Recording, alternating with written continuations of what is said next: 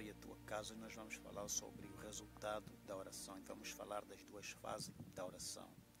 Primeiro vamos ainda orar. Pai, nós te glorificamos, te exaltamos em nome de Cristo Jesus.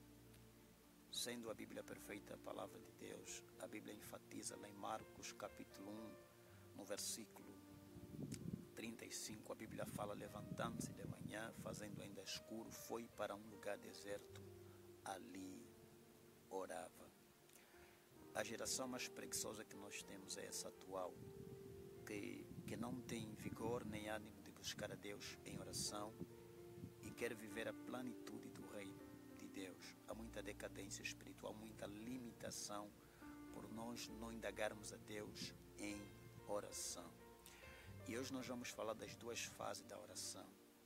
A primeira fase é a fase da aceitação, porque às vezes quando nós entramos em oração, enquanto não houver uma aceitação da nossa parte, se houver incerteza, dúvida, nós não receberemos aquilo que nós pedimos na oração.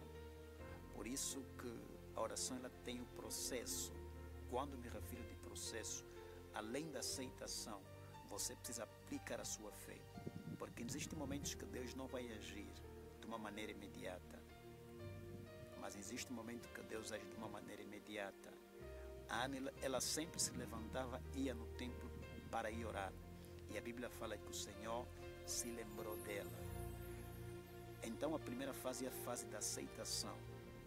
Porque às vezes quando nós entramos em espírito de oração, nós às vezes colocamos incredulidade, colocamos incerteza.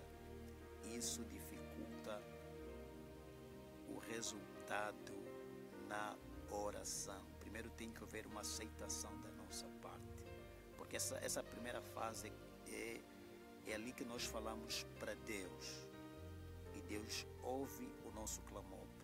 É nessa primeira fase que nós confessamos nossos pecados, é nessa fase que nós nos catapultamos, é nessa fase que a velha criatura é sepultada, porque a oração ela restaura o teu espírito, edifica a tua fé. E a segunda fase é da persistência, amém?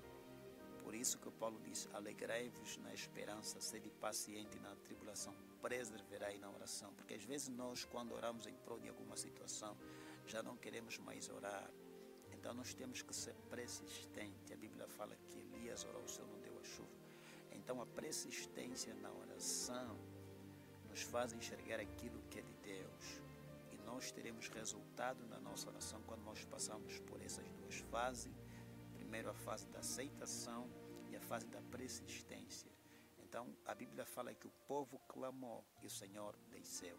A persistência do povo de clamar obrigou Deus descer a enviar um mediador, Moisés, para livrar o povo da servidão, do cativeiro. Então, se você acatar esses dois princípios, primeiro